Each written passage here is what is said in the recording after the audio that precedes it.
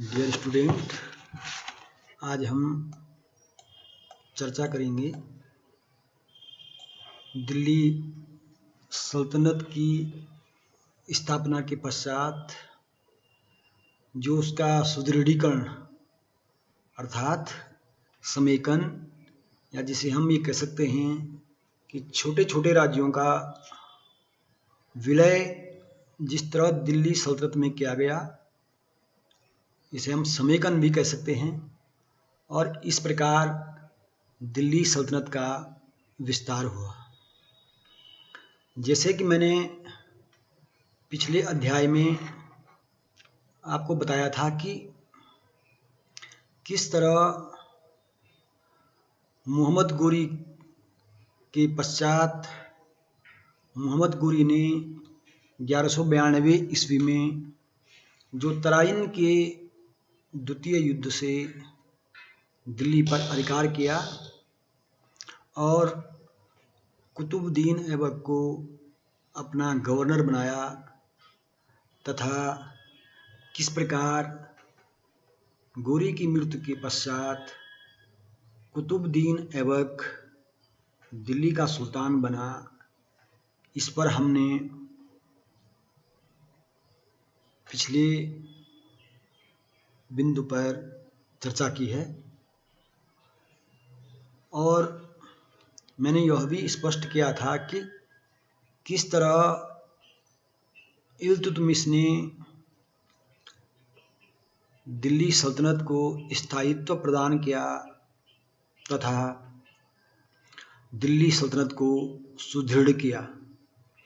इसीलिए इल्तुतमिश को दिल्ली सल्तनत का वास्तविक संस्थापक भी कहा जाता है, क्योंकि इल्तुतमिश ने दिल्ली सल्तनत को और स्वयं को सुल्तान के रूप में तत्कालीन खलीफा से मान्यता प्राप्त की और खलीफा ने इल्तुतमिश को सम्मानपूर्वक खिल्लत प्रदान की।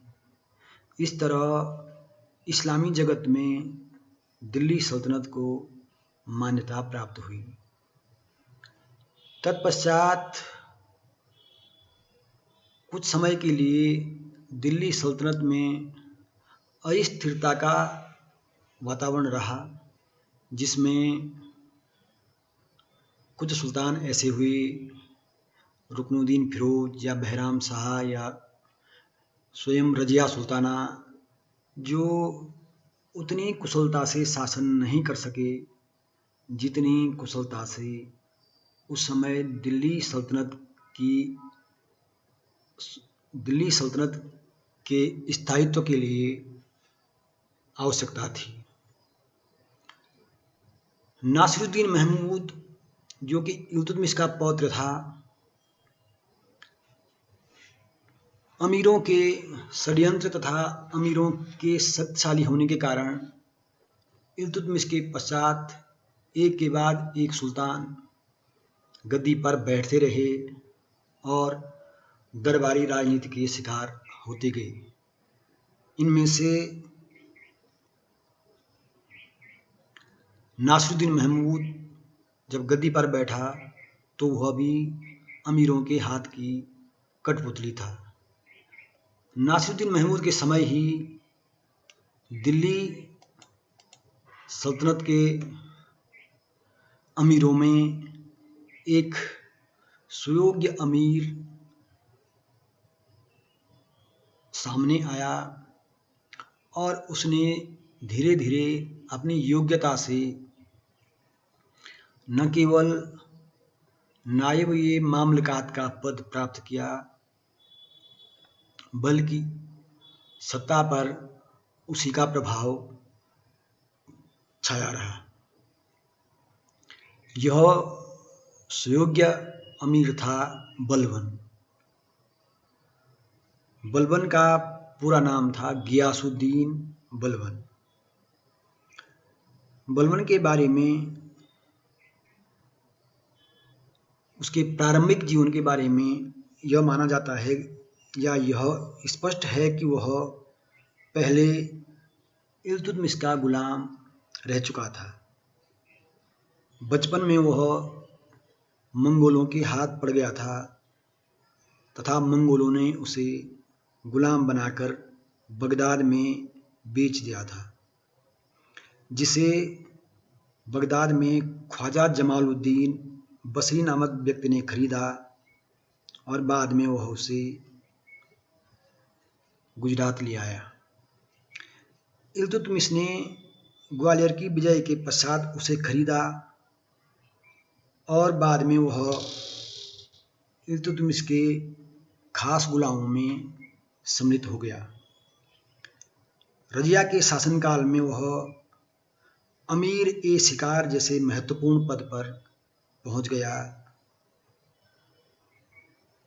बाद में वह रजिया के विरुद्ध षड्यंत्र करने वाले तुर्की सरदारों में शामिल हो गया तथा बहराम शाह के समय अमीर ए आखुर अर्थात अश्वशाला का प्रधान बना। फिर वह अमीर ए हाजिब बना और कुछ समय बाद उसे रेवाड़ी की जागीर प्राप्त हो गई।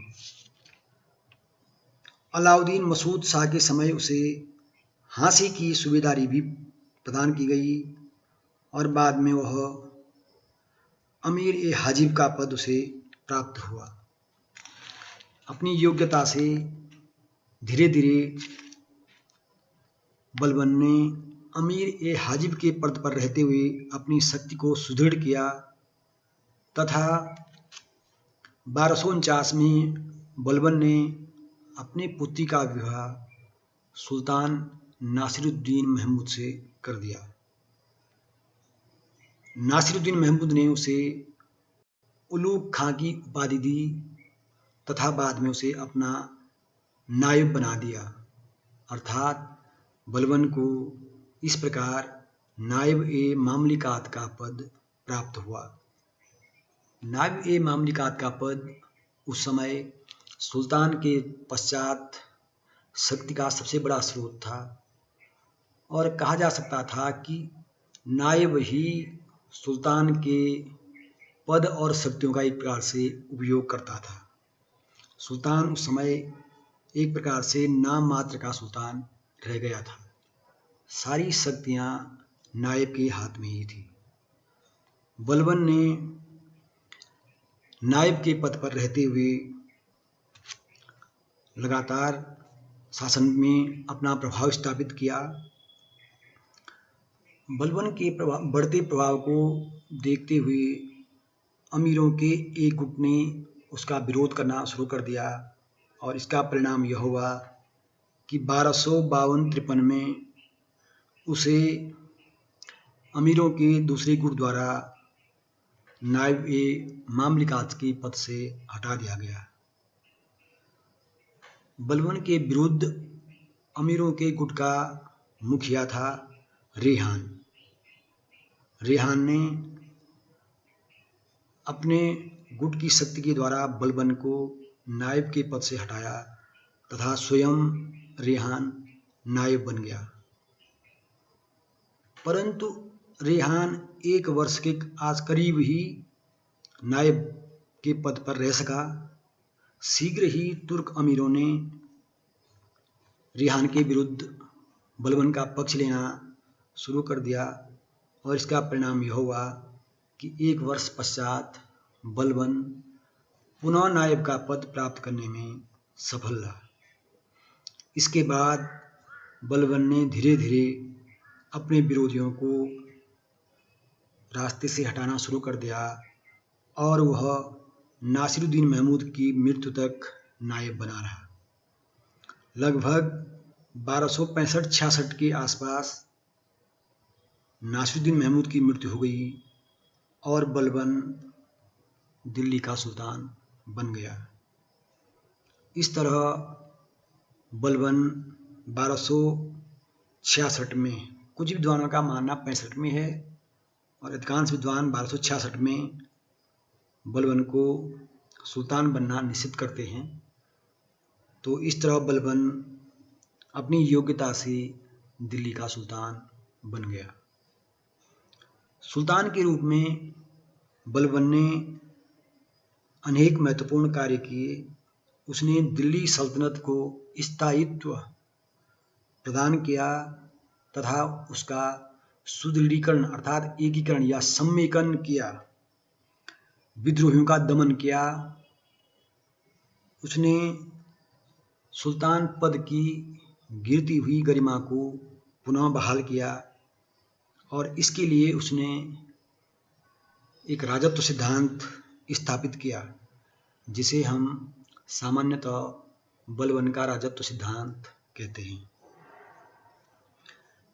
ऐसा नहीं था कि बलबन ने कोई नया राजत्व सिद्धांत स्थापित किया हो, बल्कि कुछ हद तक बलबन का राजत्व सिद्धांत दैवीयता के सिद्धांत पर ही आधारित था। बलबन स्वयं सुल्तान के पद को पृथ्वी पर ईश्वर का प्रतिनिधि अर्थात नियामत एक खुदाई मानता था।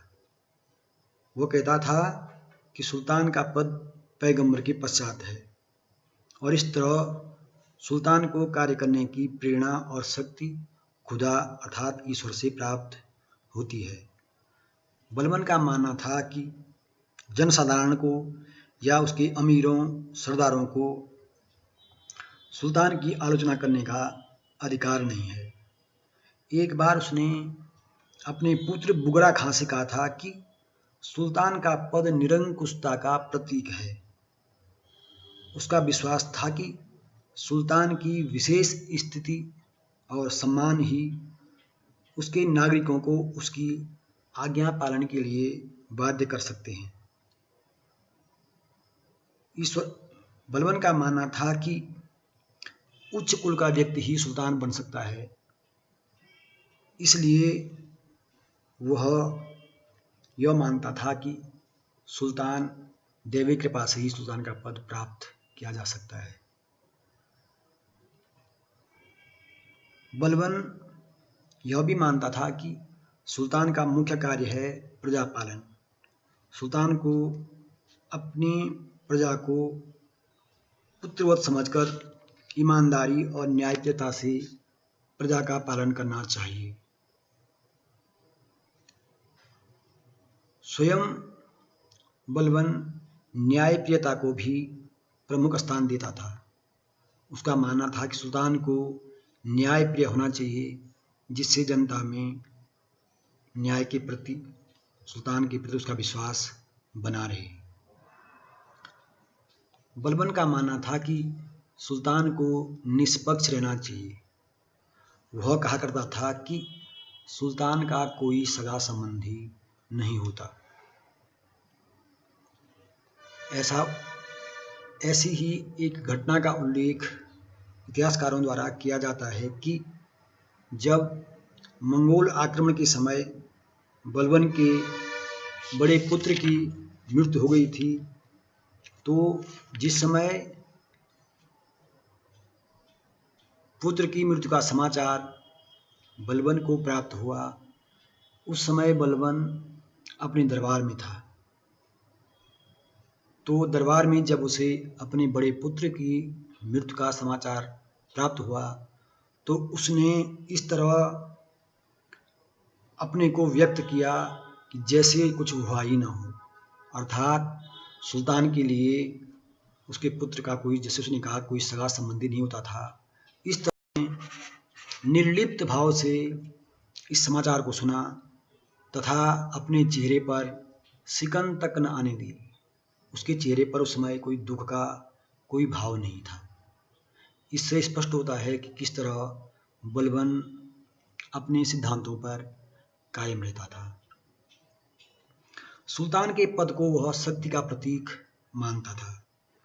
उसने अपने दरबार को ईरानी बादशाहों की तरह सजाया और अपने दरबार में सिजदा अर्थात भूमि पर लेटकर अभिवादन करना तथा पायबोस अर्थात सुल्तान के निकट जाकर उसके चरणों को चूमना, ये प्रथाएं उसने आरंभ की।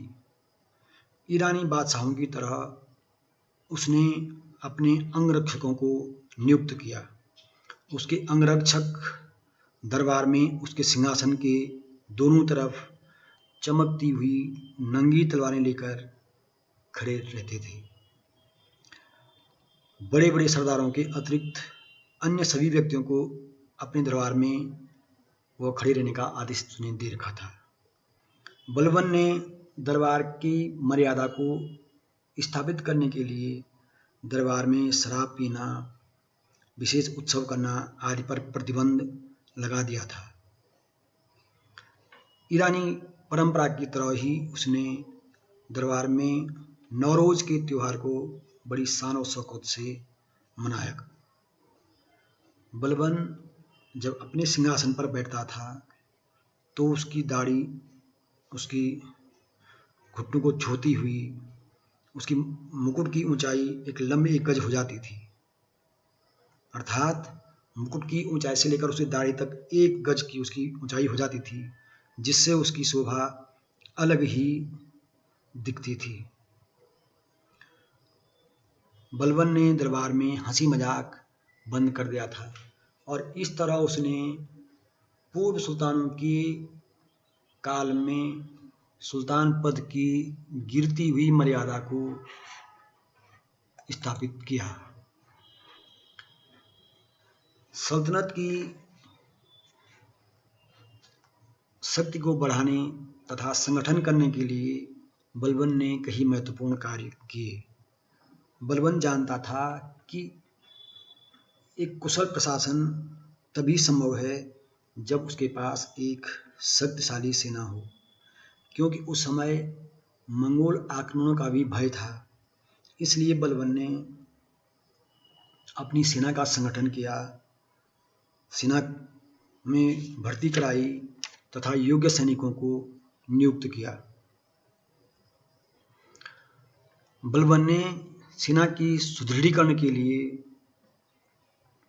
सैनिकों के वेतन में वृद्धि की, उन्हें प्रशिक्षण दिया। स्वयं बलबन जाड़ों में भी दिल्ली से रेवाड़ी तक 1000 घुड़सवार पैदल सैनिकों के साथ घुड़सवार और 1000 पैदल सैनिकों को साथ लेकर जाता था, जिससे कि सेना कुशल रहे, प्रशिक्षित रहे, चुस्त दुरुस्त बनी रहे। इसी तरह उसने अर्थव्यवस्था को सुधारने हेतु करों की वृद्धि की, जागीरों की जांच करवाई तथा जो जागीरें अनावश्यक समझी गई उन्हें उसने वापस लिया तथा योग्य कर्मचारियों व अधिकारियों को जागीरें प्रदान की। साथ ही बलबन ने अपनी शक्ति को सुदृढ़ करने के लिए गुलामों के चालीसा के दल का भी अंत कर दिया। आपको ज्ञात होगा कि पूर्व में सुल्तान इल्तुतमिश ने अपने 40 वफादार गुलामों का एक दल बनाया था, जिसे चालीसा कहा जाता है। यह दल शासन में प्रभावशाली था तथा समय समय पर हस्तक्षेप करता था। इसलिए बलबन ने अपनी शक्ति के लिए इसे खतरा समझकर चालीसा के दल का अंत कर दिया। वास्तव में बलबन जानता था कि जिस तरह वह एक गुलाम से सुल्तान के पद तक पहुंचा, कहीं ऐसा न हो कि किसी और गुलाम में भी इसी तरह की महत्वाकांक्षा जागृत हो जाए। इसलिए वह चिल्ला चिल्ला कर कहता था कि उच्च कुल का व्यक्ति ही सुल्तान बन सकता है, और उसने स्वयं को यह कहना आरंभ कर दिया कि वह प्रसिद्ध ईरानी योद्धा, ईरानी शासक अफरासियाब का वंशज है, अर्थात उसकी धमनियों में पूर्व से ही राजसी रक्त प्रवाहित होता है। इसलिए उसने बार बार अपने दरबारियों, अपने अनुयायियों से यह चिल्ला चिल्ला कर कहा कि वह अफरासियाब का वंशज है। और अन्य साधारण या अन्य अमीरों की महत्वाकांक्षा का अंत करने के लिए उसने चालीसा के दल का अंत कर दिया। शासन को सुदृढ़ बनाने के लिए उसने गुप्तचर विभाग का संगठन किया। उसने स्वयं गुप्तचरों की नियुक्ति की और स्वयं वह उनकी देखरेख करता था, जिससे कोई भी अमीर विद्रोह न कर सके। गुप्तचर विभाग अधिकारियों, सैनिक अधिकारियों आदि पर निगरानी रखता था तथा एक गुप्तचर, जिन्हें वरीद कहा जाता है, प्रत्येक इक्ता मानी सूबा और जनसाधारण के बीच जाकर सूचनाएं एकत्रित करते थे तथा वो सूचनाएं सीधा बलबन तक पहुंचाते थे, जिससे कोई भी अमीर विद्रोह करने की गुस्ताखी नहीं कर सकता था। बलबन ने अपने समय होने वाले कई विद्रोहों का भी दमन किया। उस समय गंगा यमुना दोआब में हिंदू जमींदार या अन्य जमींदार बार बार विद्रोह कर देते थे, जिससे दोआब से आने जाने वाले यात्रियों को और इस क्षेत्र में लोगों को कई कठिनाइयों का सामना करना पड़ता था। लुटेरे भी इन मार्गों पर लूटपाट करते रहते थे। इसलिए बलबन ने जागीरदारों व अमीरों के विद्रोह का दमन किया तथा दोआब में हिंदू विद्रोहों का दमन कर उसने उन पे कर वृद्धि कर दी। बलबन का मानना यह था कि यदि ये हिंदू जमींदार या विद्रोही ज़्यादा शक्तिशाली नहीं होंगे तो वह उसके लिए खतरा पैदा नहीं करेंगे। उसने दिल्ली की सुरक्षा का प्रबंध करते हुए मेवातियों के आतंक को भी समाप्त कर दिया। दिल्ली के आसपास के जंगल काटकर साफ कर दिए गए, जिससे लुटेरों विद्रोहियों के छिपने का स्थान नष्ट हो गया। उसने जगह जगह मुख्य स्थानों पर चौकियां बनाई, जंगल साफ किए तथा सैनिक टुकड़ियां स्थापित की। कटिहार के विद्रोह का उसने नृशंसतापूर्वक दमन कर दिया था। इससे सुल्तान का आतंक फैल गया और अन्य विद्रोहियों को यह सबक मिला कि वे सुल्तान के विरुद्ध विद्रोह न कर सकें। बंगाल बलबन के समय बंगाल के इक्तेदार तुगरिल खान ने विद्रोह कर दिया था। उसने अपने नाम के सिक्के ढलवाने शुरू कर दिए तथा खुतबा भी पढ़ाया। इससे बलबन की शक्ति को एक धक्का लगा। इसका परिणाम यह हुआ कि बलबन ने बंगाल पर आक्रमण कर तुगरिल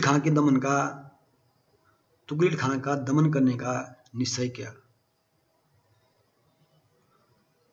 उसने बंगाल में सेना भेजकर तुगरिल खान का दमन किया तथा बंगाल को पुनः अपने अधीन किया। बलबन स्वयं बंगाल में एक बड़ी सेना लेके गया और उसने विद्रोहियों को मौत के घाट उतार दिया।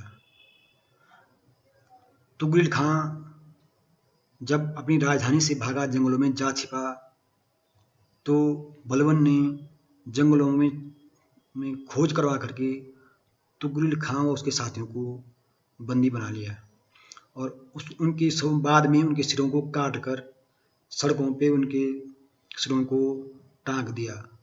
लखनौती के बाजार में 2 मील दूर तक विद्रोहियों के शवों को तख्तियों से लटका दिया गया और उसने यह घोषणा की, यदि कोई भी विद्रोह करेगा तो उसका यही हश्र होगा।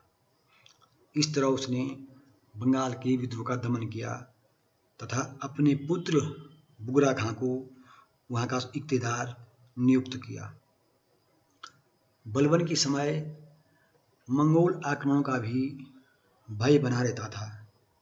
मंगोलों के आक्रमण से निपटने के लिए बलबन ने उत्तर पश्चिमी सीमा पर चौकियां स्थापित की और अपने चचेरे भाई शेर खां को वहां नियुक्त किया।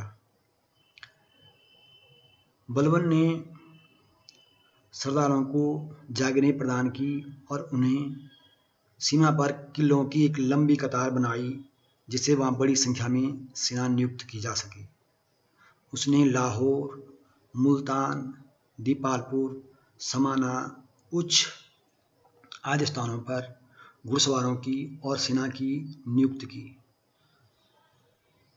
बलबन का बड़ा पुत्र बड़ा योग्य था और मंगोल उससे भय भी खाते थे। 1277 में उसने जब सीमा पर सुरक्षा सुदृढ़ की, परंतु कुछ समय बाद मंगोलों ने सीमा पर आक्रमण करना आरंभ कर दिया। इसका परिणाम यह हुआ कि बलबन का बड़ा पुत्र मुहम्मद मंगोलों का आक्रमण रोकने हेतु एक बड़ी सेना लेकर मंगोलों के विरुद्ध उठ खड़ा हुआ, परंतु मंगोलों को तो उसने पराजित कर दिया, परंतु 1286 में स्वयं मंगोल सेना से घिर जाने के कारण वह मारा गया।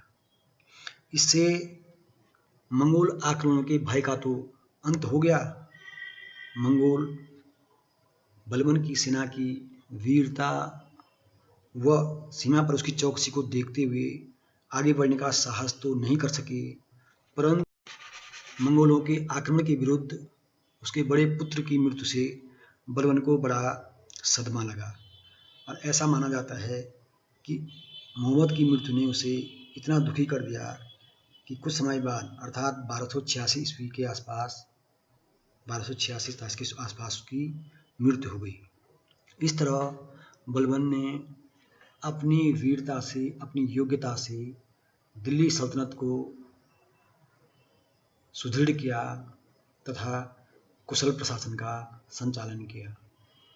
इतिहासकारों का कहना है कि जब बलबन की मृत्यु हुई तो उसकी मृत्यु पर हजारों लोगों ने शोक प्रकट किया, बड़ी संख्या में अमीरों ने शोक प्रकट किया। इस तरह ऐसा इतिहास में कम ही उदाहरण हैं कि एक कठोर शासक के प्रति जनता का या अमीरों का इतना सम्मान हो। कुछ समय बाद बलबन के उत्तराधिकारी कैकोबाद की मृत्यु के पश्चात जब जलालुद्दीन फिरोज खिलजी सुल्तान बना तो जलालुद्दीन फिरोज खिलजी के मन में बलबन के प्रति इतना सम्मान था कि कहा जाता है कि जलालुद्दीन फिरोज खिलजी बलबन के लाल महल में जो सिंहासन था उस पर बैठने में भी झिझकता था। जलालुद्दीन फिरोज खिलजी कहा करता था कि इस सिंहासन पर महान सुल्तान बलबन बैठा करते थे, ऐसे में मैं कैसे इस सिंहासन पर बैठने की जरूरत या हिम्मत कर सकता हूँ, क्योंकि मेरे वंश में तो कोई राजशाही वंश पहले से कोई सुल्तान रहा ही नहीं है। इस तरह बलबन का प्रभाव उसकी मृत्यु के पश्चात भी बना रहा, जो कि बलबन के कार्यकुशलता को ही सिद्ध करता है।